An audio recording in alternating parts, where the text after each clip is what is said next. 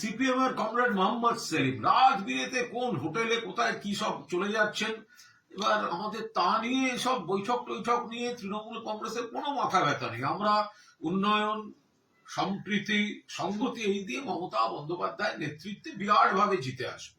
কিন্তু এই অতৃপ্ত আত্মাদের চালচলন এগুলো নিয়ে নানা রাজনৈতিক ছোটখাটো চর্চা ইত্যাদি হচ্ছে। আমি যত বলছি সিপিএম এর এইসব আচরণ হচ্ছে একেবারে রাজনৈতিক দেউলিয়াপনার ভিক্ষামাত্র হাতে বাড়ি বাড়ি ঘোরা।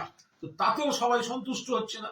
সেই জন্য আমি তাদের জন্য আজকে বলে দিয়েছি এইটা একটু বাদ দিয়ে, আমার এই ছোট্ট ঝুড়ি ঝুড়ি আমার ছোট ঝুড়ি, আমার এই ছোট্ট ঝুড়ি এতে রামবাম আছে।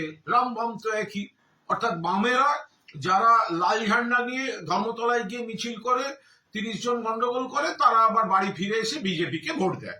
তো আমার এই ছোট্ট ঝুড়ি এতে রাম আর বাম আছে, দেখে যা নিজের চোখে। কি দেখবেন?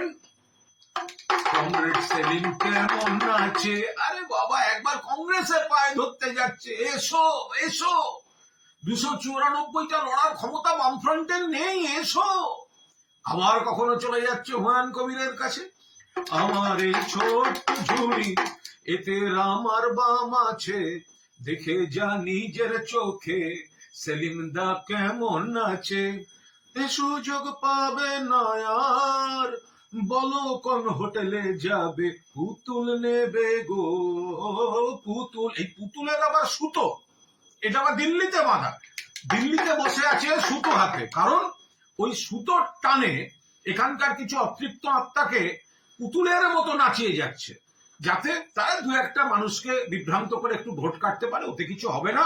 আমাদের গান রইল, পুতুল নেবে গো পুতুল।